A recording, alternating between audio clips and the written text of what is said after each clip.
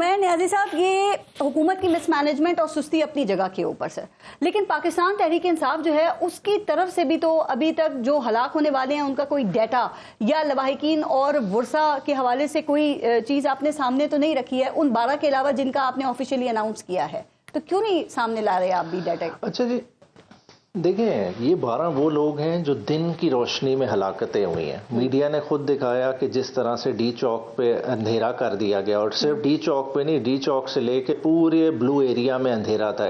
आज लोग तजब्जुब में ज़रूर हैं कि उनके लवाहिकीन अभी तक घर पहुंचे नहीं, मगर देखें, हफ्ता गुजर जाए, 10 दिन गुजर जाए, जब पता चल जाएगा ये लोग अरेस्टेड हैं और बाकी जो लोग गायब हैं वो किधर गए हैं, ये सारी चीज़ें सामने आ जाएंगी। सारी चीज़ें सामने आएंगी। देखिए, एक शख्स की जान जाना भी सानहा है, ठीक है। आप 12 लोगों को आपने ऑफिशियली आपने उनके बारे में बता दिया, लेकिन इसके अलावा फिर डाटा पाकिस्तान तहरीक इंसाफ के पास भी नहीं है ना। आपके सोशल मीडिया से पर 100 से लेके 500 तक का फिगर चल रहा है, तो सर फिर ये फेक न्यूज़ है या डिसइंफॉर्मेशन ही है ना फिर ये भी? नहीं, फेक न्यूज के साथ देखें, ये चीज नहीं छुपने वाली। जो इन्होंने रविश इख्तियार किया, आज पूरी कौम सवाल कर रही है कि गोली क्यों चलाई। देखें, इसका इन्हें जवाब देना पड़ेगा। नून लीग ने वो काम कर दिया है कि जो पाकिस्तान की हिस्ट्री में नहीं हुआ। कभी भी पॉलिटिकल क्राउड पे गोलियां नहीं चलाई गई। अगर आप एक आम आवाम को ब्लेम भी कर दें, ठीक है, कि जी उनके पास गुलेलें थी, तो क्या गुलेलों का जवाब गोली से होता है? देखें, जो कल मैं चारसदा में एक नौजवान के घर गया, आज भी वो फैमिली जो है ना, उनमें सब्र है। मैं तो उसके वालिद को दाद देता हूं, मतलब जिस सब्र के साथ वो मिले, और वो कहते हैं कि आगे कोई भी तरीके इंसाफ ने कॉल दी, मैं अपने बेटे की जगह पे मैं जाऊंगा। अवाम का तो इस वक्त ये जज्बा खड़ा है, इन्हें उस चीज का ख्याल ही नहीं है, ये किस तरफ खेल रहे हैं। सर, आप इनको अवाम का जज्बा बता रहे हैं नहीं जाता, लेकिन वो कहते हैं कि आपकी तरफ भी जो लोग थे वो मुसल्ला थे। वो कहते हैं कि जो अफगान शहरी हैं वो आपके उस एहतजाज से गिरफ्तार किए गए हैं जो शरपसंदी में मुलविस थे। और देखिए, उस दिन डी चौक पे तोड़ फोड़ भी हुई, मीडिया हाउसेस के ऊपर भी हमला किया। ये कौन लोग थे, किसने किया ये, क्या ख्याल है? मुसल्ला कोई एक, आपने एक इनकी तरफ से चले इल्जाम आ गया कि तहरीक इंसाफ का क्राउड मुसल्ला था। क्या उसकी कोई फुटेजेस मौजूद हैं? ठीक है, उस चीज को ऑन रिकॉर्ड लाएं। कौन सा बंदा मुसल्ला था, किस पुलिस वाले को गोली लगी है, बता दें। रेंजर्स की डेथ हुई, वो सारे मामलात हैं। अब उसका मलबा आप देख रहे हैं जो टीवी चैनल्स के ऊपर चल रहे हैं सर, और उसमें पाकिस्तान तहरीक इंसाफ के कारकुन हैं, वो तोड़ फोड़ और जो लोग हैं उनको भी दिखाया जा रहा है, जलाओ घिराव दिखाया जा रहा है। तो वो तो इश्तहारात आप देख ही रहे होंगे ना, कि आप समझते हैं कि उसमें कोई वायलेंट मॉब शामिल हो गया था मुजाहिदीन के साथ।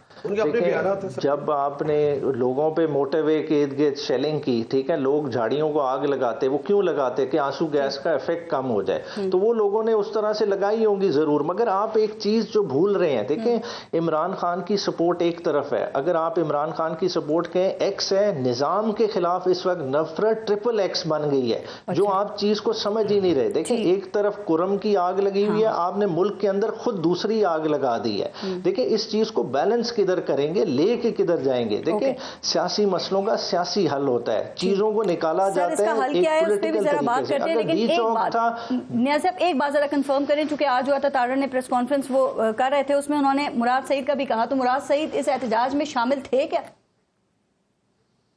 ये तो देखिए, अब इतनी वो अजीब बातें करते हैं ना कि मुराद सईद एहतजाज में शामिल। भाई देखें, आपको तो मतलब फिर बेसिक चीज़ों का ही नहीं पता। अगर आपकी रियासत की मशीनरी आपके इस्तेमाल में, डिस्पोजल में, तो फिर आपने पकड़ा क्यों नहीं अगर वो वहाँ मौजूद थे? आप आज अगर इल्ज़ाम लगा रहे हैं कि जी वो सीएम के हाउस में, आपके पास स्टाफ नहीं है, आए गिरफ्तार कर लें, पकड़ लें। देखिए, आप ऐसे ही इल्जामात दर इल्जामात लगा रहे हैं। ये इल्जामात से हट के जो निहत्ते शहरी कत्ल हुए हैं जिनका आप दावा कर रहे हैं, आपका क्या ख्याल है कि जहां बहक अफराद का मुकम्मल डाटा कब तक सामने आ जाएगा?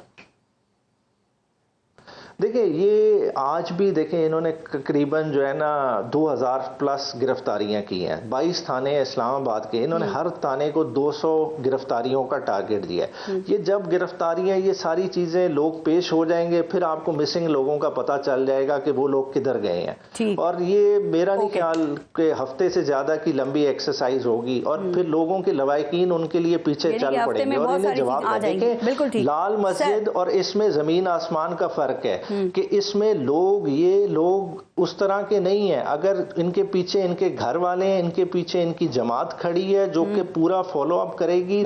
देखें, इन शहीदों का खून रायगा नहीं जाएगा। बिल्कुल ठीक बात है, जमात उस दिन भी खड़ी रहती ना लीडरशिप वहां, तो शायद आपको कुछ और रिजल्ट आपके सामने आता। सिद्धू साहब, इस तमाम सूरत हाल के बाद ये बताइए कि जो उमूमी राय है वो क्या है? क्या बहुत शदीद गम और गुस्सा है, या फिर जो अवामी सतह के ऊपर आप समझते हैं कि लोग बिल्कुल नॉर्मल हैं और जो वफाकी हुकूमत का मौक़िफ़ है वो उसके साथ खड़े हुए हैं? देखिए परस, जो जनरल साहब ने बात किया, आपने पूछा था कि मकसद क्या था।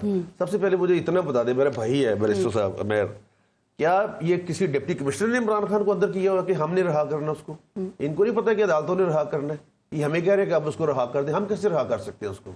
उसपे मुकदमे हैं, लीगली गिरफ्तार है, उसमें चार्ज फ्रेम हो रहा है। सियासी भी हो, व्हाट्सएवर, फिर भी अदालत ने करना। जमानत होती है ना उनकी, तो फिर आप दूसरा केस बना देते हैं। एमपी तो नहीं ना लगा कि डीसी ने लगाया हुआ। दूसरे नंबर पे ये बताया, क्या इस चीज से मेरा भाई इनकार कर सकता है कि अफगान शहरी नहीं थे उसमें? क्या इस चीज से इनकार कर सकते हैं कि शॉर्ट गन्स उनके पास नहीं थी?